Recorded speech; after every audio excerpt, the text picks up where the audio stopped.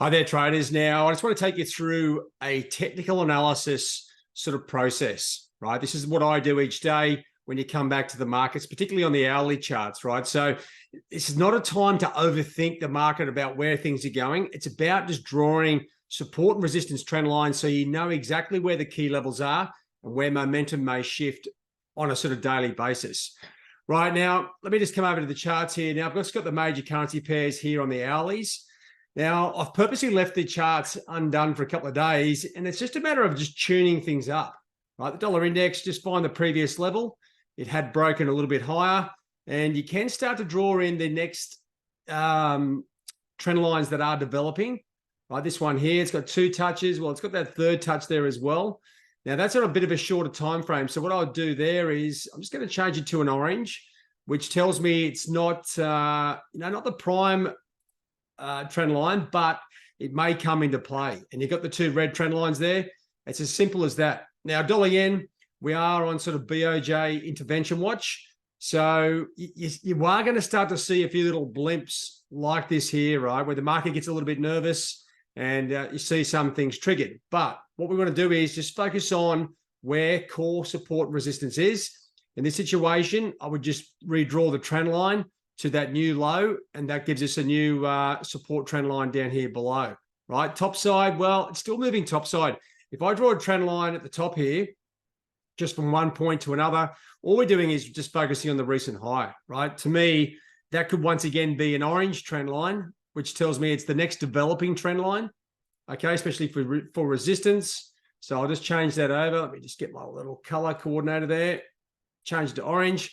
So that sort of just highlights when I look at the chart, okay, that's the next potential level. Dollar Swiss, very easy, right? You can see once again, you've got a couple of new highs here, and we do have the trend line above it, but it's just a matter of redrawing that resistance trend line to be at the same level. And once again, redrawing the new developing support trend line on the downside here. Now, if you think that's too short a time frame, that's over a 2-week period. You can probably leave that in play. Now, dollar CAD's a little bit of a different one, right? So dollar CAD has moved. This is one of those so subjective technical analysis, but we've seen this very clear move. Now, the fundamentals in Canada were somewhat bursting, okay? The chance for potential rate hikes was on the cards. The data sort of turned around. We had some stronger US numbers, and then also oil sort of fell as well, took the pressure off dollar CAD, and the numbers, obviously the fundamentals, took the pressure off the Bank of Canada to raise rates. So what we have is a situation where it's just like a rebalance of value, right? We've gone from a downtrend to basically we've found like an equivalent value or relative value, I should say, for dollar CAD at this level here. Now, this is where redrawing trend lines can get a little bit tricky.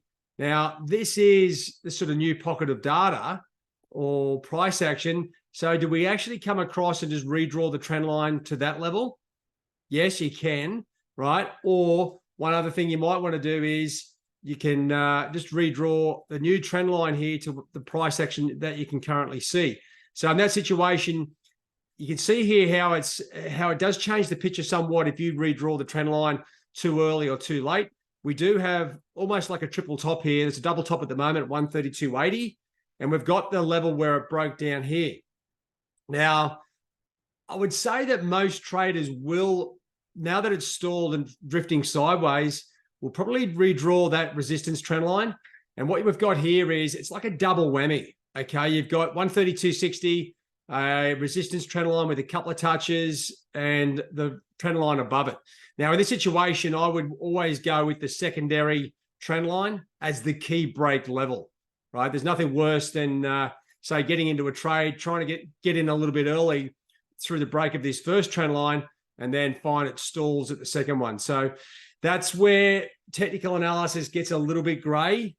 Okay, so dollar CAD a little bit trickier. And then you come back to, say, looking at euro. Well, it's once again, we've got the push downside, and we've got that new little high here from yesterday's trading. Just redraw the trend line, okay, just to that level. So you know exactly where the key levels are. And this is the exact same setup for sterling. Okay, I've got that little push to the top side. I'm just going to recalibrate my resistance trend line.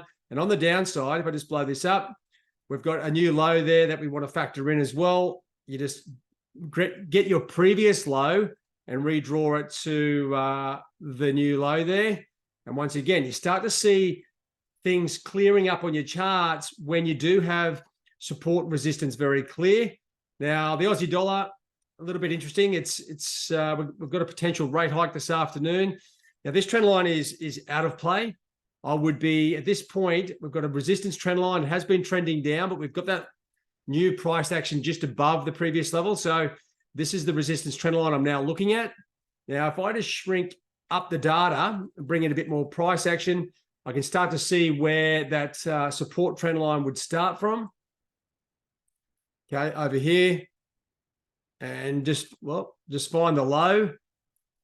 And that's where we are. Now, once again, if you want to start drawing trend lines, I think this is too short a time frame. At least you need at least like 10 days for these things to come into play. Now, to me, I wouldn't actually keep this trend line here, but for purposes of showing you how to just like factor these things in so you don't actually miss anything. So I'll just make that orange. Now, when it's orange, it just tells me that, okay, it's got 1, 2, 3 touches, but over, 2 or 3 days, it's not exactly strong, but it is there. It's valid, right? So I'm focusing on the red trend lines. And then once again, with the Kiwi, following the Aussie quite closely, we've got the previous support line. It's been broken. We've got the new level here. And if anything, you've got probably a secondary resistance trend line there. And you can also draw the third one, which comes from this point. Okay. And this is a good example, actually, because you can see how this line here is above that level. Okay. So I'll just draw the trend line across.